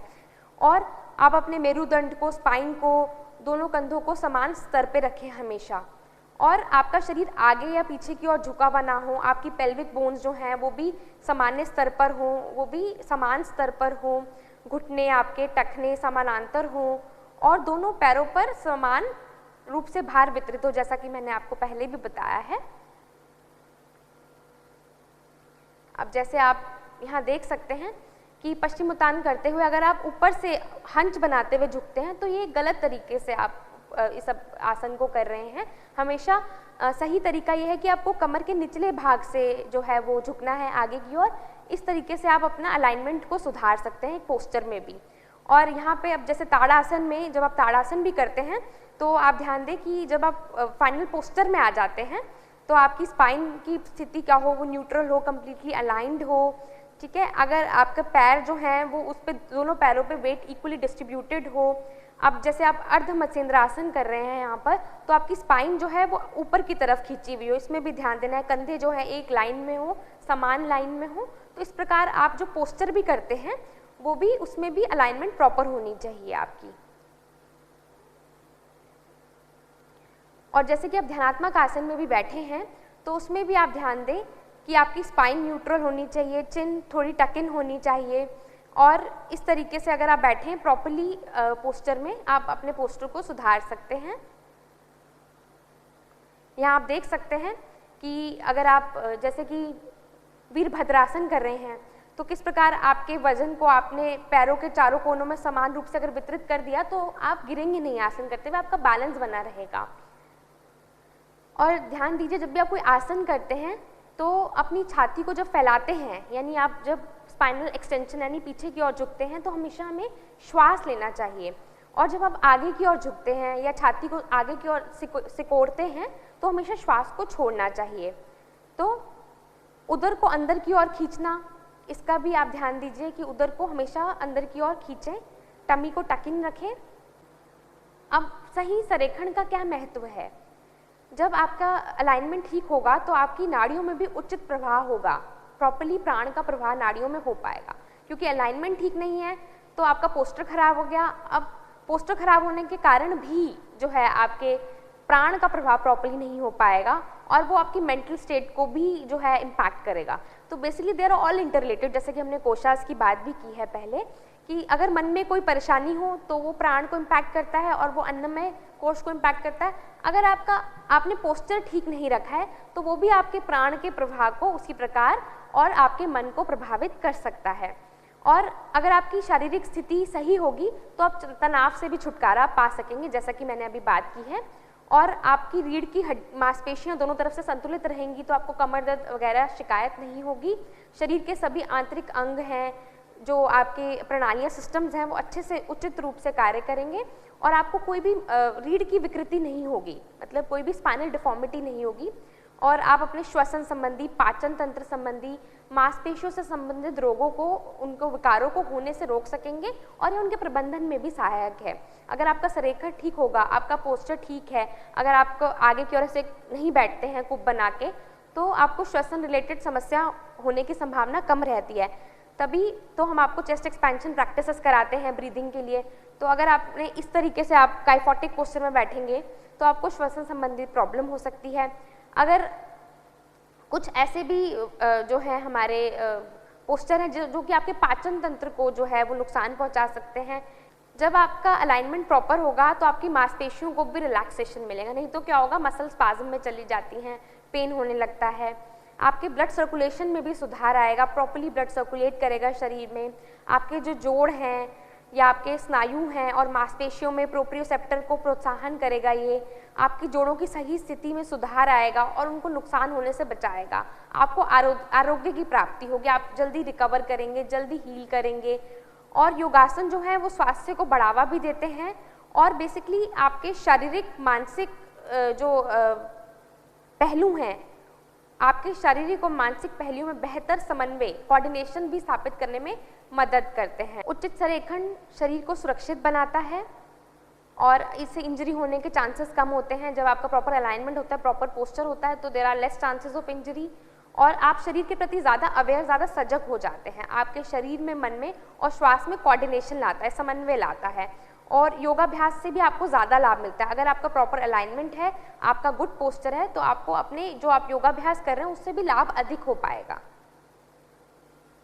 अब हम बात करेंगे पहले विश्राम की। उससे जानने से पहले हम ये जानना ज़रूरी है कि सामान्य अवस्था में हमारी मांसपेशियां कभी भी पूरी तरीके से तनाव मुक्त नहीं होती, कुछ ना कुछ उनमें तनाव रहता है और हमारी मांसपेशियों की टोन में कुछ हद तक दृढ़ता यानी टाइटनेस सदैव बनी रहती है। और जो हमारी मसल स्पिंडल सर्किट होता है उसके द्वारा जो हमारी मसल्स में टोन बनते हैं, इसको मसल टोन भी बोलते हैं, तो वो हमेशा बनी रहती है। और हमारे अंग विन्यास यानी पोस्चर को बनाए रखने के लिए जो होता है, मसल्स में कॉन्ट्रैक्शन, संकुचन की जो स्थिति बनी रहती है उसे ही पोस्चरल टोन या अंग विन्यास टोन कहते हैं। ये टोन जो होती है ये हमारी जो हमारी एंटी ग्रेविटी मसल्स, विरोधी गुरुत्वाकर्षण पेशी जो है उसके रिफ्लेक्स जो है मैकेनिज्म के कार्य द्वारा बनी रहती है। तो हमारी जो पोस्चरल टोन है वह शरीर की स्थिति के अनुसार बदल जाती है। जैसे कि आप खड़े होते हैं तो आपकी पोस्चरल टोन बढ़ जाती है, जब आप लेट जाते हैं तो वो न्यूनतम मिनिमम हो जाती है। तो जब खड़े हैं तो मसल्स आपकी ज़्यादा वर्क कर रही हैं और जब आप लेट गए तो मसल्स आपकी कंपैरेटिवली रिलैक्स हो जाती हैं। अगर आप एक तनावग्रस्त व्यक्ति को देखें तो आप उसके लक्षणों द्वारा उसको आराम से पहचान सकते हैं। उसके चेहरे पे तनाव होता है, उसके कंधों में जकड़न होती है, दांतों का पीसना, जबड़े में जकड़न हो सकती है। एक तनावग्रस्त व्यक्ति जो है हाथों की मुट्ठी बनाए हुए आपको दिख सकता है और वो हल्के श्वास ले रहा होता है। श्वास उसके अधिक गहरे नहीं होते, हल्के श्वास, शैलो ब्रीदिंग हो सकती है, इराटिक फास्ट ब्रीदिंग हो सकती है। तो तनाव को मुक्त करने के लिए ज़रूरी है कि हम अपनी मांसपेशियों में तनाव के सही स्तर को पहचानें। अगर मांसपेशियों में तनाव अधिक हो जाता है तो आप देखेंगे व्यक्ति तनावपूर्ण जब होता है, जब उसके मन में टेंशन होती है तो उसकी शरीर की मांसपेशियों में भी तनाव अधिक हो जाता है। तो ये बहुत ज़रूरी है तनाव को मुक्त करने के लिए कि हम जान पाएँ, हम अवेयर हो पाएँ कि हमारे मांसपेशियों में कितना तनाव है, सही मात्रा में तनाव है या अधिक तनाव हो गया है। हमें उतना ही तनाव चाहिए जो कि एक सक्रिय जीवन जीने के लिए आवश्यक हो। हमारी मांसपेशियों में उतना ही हमें टोन चाहिए, जैसे मसल टोन बोलते हैं, उतनी ही चाहिए जिसमें हम एक्टिव अपनी लाइफ को जी सकें। हमारी मांसपेशियों में इतना तनाव नहीं होना चाहिए कि पूरी तरह से फटीग, पूरी तरह थक जाएं, वो उनकी शक्ति क्षीण हो जाए। बिल्कुल ये जानना बहुत ज़रूरी है कि हमारी मांसपेशियों में तनाव थकावट के कारण तो नहीं हो रहा है कहीं, हमें उन मांसपेशियों को शिथिल कैसे करना है यह जानने की बहुत आवश्यकता है। ये बहुत इंपॉर्टेंट है कि अब अगर मसल हमारी टाइट हो गई किसी टेंशन के कारण या इनएक्टिव लाइफस्टाइल के कारण, तो उन्हें अब कैसे रिलैक्स किया जाए ये हमें सीखना। पहले तो हमें पता हो कि मसल हमारी टेंस हैं, हम अवेयर हो, और फिर अब उन्हें हम रिलैक्स कैसे करें ये जानना बहुत ज़रूरी है। तो रिलैक्सेशन क्या है, विश्राम क्या है? विश्राम हमारी मांसपेशियों को अतिरिक्त तनाव से मुक्त करने का एक सजग प्रयास है। जब हमारी मसल्स में एक्सेस ऑफ टेंशन हो जाती है, मसल टाइट होने लगती हैं ज़्यादा, तो उनको तनाव मुक्त करने का एक बहुत ही सजग, एक कॉन्शियस हमारा एफर्ट होता है।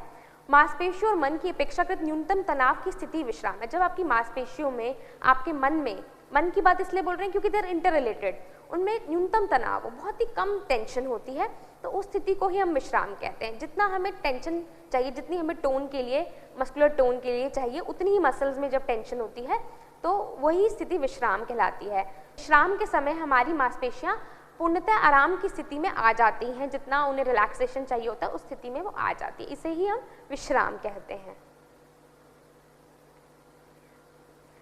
तो विश्राम का पर इसकी ज़रूरत क्यों है, इसका क्या उद्देश्य है? ताकि हमारे शरीर में अनावश्यक वियर एंड टियर, टूट फूट ना हो और हमें तनाव से संबंधित रोग ना हो। क्योंकि अगर हम विश्राम नहीं करेंगे, तनाव ज़्यादा होगा मांसपेशियों में, तो तनाव संबंधी हमें रोग होने लग जाएंगे हमारे शरीर को, जैसे कि हृदय रोग, उच्च रक्तचाप, दमा, ये सब ऐसे बीमारियां हैं, ऐसे रोग हैं जिनका सीधा संबंध तनाव से है। विश्राम हमारे मन को शांत करने में भी सहायक है। जब हमारा मन शांत हो जाएगा तो हम कठिन परिस्थितियों का भी सामना सफलतापूर्वक कर पाएंगे। अब यह विश्राम को प्रदान करने में शरीर के 3 तंत्र सहायक होते हैं। एक तो मस्कुलोस्केलेटल सिस्टम, आपका मांसपेशी तंत्र, तंत्रिका तंत्र, नर्वस सिस्टम, और आपका एंडोक्राइन सिस्टम, आपके अंतस्रावी ग्रंथियां। तो जब यह तंत्र ठीक से कार्य करेंगे तो अपने आप ही आपका शरीर जो होगा वो रिलैक्स होगा। तो नर्वस सिस्टम, एंडोक्राइन सिस्टम और मस्कुलोस्केलेटल सिस्टम। विश्राम करने के लाभ क्या हैं? विश्राम आपके मन को शांत करता है, जैसे कि हमने बात की, तो आपकी प्रोडक्टिविटी भी बढ़ जाती है। जब आपका मन शांत होगा, आप अधिक तरोताज़ा महसूस करेंगे, आप तनाव मुक्त हो जाएंगे, आपकी वर्क प्रोडक्टिविटी भी बढ़ेगी, आपकी कार्य क्षमता भी बढ़ेगी, और तनाव संबंधी रोग जैसे कि मैंने पहले भी बात की है वो दूर होंगे, जैसे रक्तचाप, हृदय रोग, दमा। और निद्रा की गुणवत्ता, आपकी स्लीप क्वालिटी भी इंप्रूव होती है जब आप प्रॉपर्ली रिलैक्स करना सीख जाते हैं। कई लोगों को नींद नहीं आती क्योंकि उनकी बॉडी रिलैक्स ही नहीं होती, तो वो मन भी रिलैक्स नहीं होता है और बॉडी रिलैक्स नहीं होती, उनको ठीक से नींद भी नहीं आती। तो जब आपका शरीर प्रॉपर्ली रिलैक्स हो जाएगा, आपका माइंड प्रॉपर्ली रिलैक्स हो जाएगा, तो यू विल स्लीप बेटर। आपकी निद्रा की गुणवत्ता, नींद की गुणवत्ता, क्वालिटी भी इंप्रूव होगी। अब सामान्य विश्राम के लिए क्या? नॉर्मली रिलैक्सेशन के लिए सहयोग यानी सपोर्ट ऑफ, लाइक आप घर में सोते हैं तो कब आप गर्दन के नीचे पिलो रख लेते हैं, कभी घुटने के नीचे भी लोग पिलो रख लेते हैं, तो ये सहयोग की ज़रूरत होती है। आराम के लिए प्रॉपर रेस्ट हो और एक शांतिपूर्ण वातावरण हो, एक रिलैक्स्ड आपके आसपास काम एटमॉस्फेयर होना बहुत ज़रूरी है नॉर्मली रिलैक्सेशन के लिए। नॉर्मल आप रिलैक्सेशन किसी भी अवस्था में लेट के कर सकते हैं, इसके लिए कोई स्पेशल टेक्निक की ज़रूरत नहीं होती। पर जब कोई इंसान सामान्य रूप से विश्राम ना कर पाए, उसे नींद ना आए, उसकी बॉडी मसल्स रिलैक्स ना हो, टाइट हो जाएं, तो वो क्या करे? तो उसके लिए योग में विशिष्ट विश्राम की विधियां बताई गई हैं, जैसे कि हमारे विश्रांति कारक आसन, शवासन, मकर आसन आदि का अभ्यास किया जा सकता है। ये जो है ये मन को भी शांति प्रदान करते हैं और आपकी शरीर की मांसपेशियों को भी शिथिल करते हैं। और श्वास के प्रति सजगता। श्वास के प्रति सजग होना भी जो है विश्राम की एक विधि है। जैसे कि आप हमारे प्रयोगात्मक जो सत्र को भी आप अटेंड कर रहे होंगे, तो उसमें हम आपको गहन श्वसन की जो है प्रक्रिया हमने आपको सिखाई है। तो आप उसमें देख सकते हैं, कुछ देर भी अगर आप उसका अभ्यास करें, आप देखेंगे आपका मन कैसे शांत हो रहा है, आपकी नेक और शोल्डर की मसल्स रिलैक्स हो रही हैं, आपकी हिप मसल्स रिलैक्स हो रही हैं। और प्रगतिशील भी एक मांसपेशीय विश्राम विधि है जिसे प्रोग्रेसिव मस्कुलर रिलैक्सेशन टेक्निक बोलते हैं, जिसमें हम शरीर के एक एक भाग के प्रति सजग होते हैं और उसे शिथिल करने का प्रयास करते हैं। तो इस प्रकार क्या होता है, धीरे धीरे आपका शरीर प्रोग्रेसिवली, जैसे पैर के अंगूठे से हम शुरू करें तो सिर तक धीरे धीरे रिलैक्स हो जाता है। और जब आपकी मसल्स रिलैक्स हो जाती हैं तो क्या होगा, आपको एक तो तनाव संबंधी रोग नहीं होंगे, आपका पोस्चर इंप्रूव होगा, आपकी मसल्स कंप्लीटली रिलैक्स हो जाएंगी, आपका मन भी शांत हो जाएगा और आप अपने काम को भी एफिशिएंटली बाद में कर पाएंगे। और एक विपरीत विधि है। अब कुछ लोगों को क्या होता है, उन्हें पता ही नहीं लगता कि उनके शरीर में कितनी टेंशन है, उनकी मांसपेशियों में कितनी टेंशन है। तो हम मैक्सिमम कॉन्ट्रैक्ट करते हैं मसल्स को और फिर उनको ढीला छोड़ देते हैं, ताकि जब आप मसल्स को पूरी तरह मैक्सिमम संकुचित करते हैं तो आपको पता लगता है कि ये टाइट हो गई हैं अब। जैसे कि आपने हाथ की मुट्ठी बनाई, उसे टाइट किया और ढीला एकदम, तो आपको पता लगता है। विपरीत विधि, कॉन्ट्रास्ट मेथड जिसे हम बोलते हैं, ये विधि भी हम विश्राम के लिए जो है इसका भी उपयोग किया जाता है। तो योग साधन में विश्राम के जो लाभ हैं कि शारीरिक और मानसिक दोनों स्तरों पर विश्रांति का आप अनुभव करते हैं विश्राम करके। ये आपके ऑटोनॉमिक नर्वस सिस्टम के कार्यों को भी संतुलित करता है, sympathetic and parasympathetic nervous system. और आपकी जो ऊर्जा है वो बिना किसी बाधा के शरीर में प्रभावित होती है, नाड़ियों में, मांसपेशियों में तनाव को कम करता है और ब्लड सर्कुलेशन को इम्प्रूव करता है और शरीर से जो विजातीय पदार्थ है उनको भी बाहर हटाता है, बाहर निकालता है। तो आज हमने जाना कि संरेखण क्या है, संरेखण क्यों महत्वपूर्ण है, संरेखण, योग में संरेखण के क्या सिद्धांत हैं, उन्हें कैसे सुधारा जा सकता है, और इसके अलावा हमने जाना कि विश्राम क्यों ज़रूरी है, विश्राम को कैसे हम योग द्वारा जो है वो प्राप्त कर सकते हैं, क्या योग में विश्राम के सिद्धांत हैं। आशा करती हूँ आप सभी को आज का सेशन जो है वो अच्छा लगा होगा, आप इसे फॉलो करेंगे। अब आप समझ गए होंगे कि कितना महत्व है प्रॉपर अलाइनमेंट का, प्रॉपर पोस्चर का और विश्राम का हमारे जीवन में। तो इस व्याख्यान सत्र का अंत करेंगे हम प्रार्थना के साथ। आंखों को बंद करें, हाथ नमस्कार की पोजीशन में।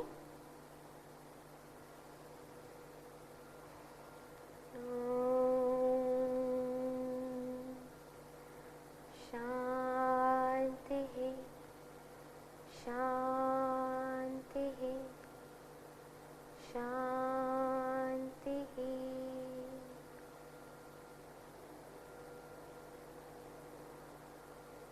धन्यवाद।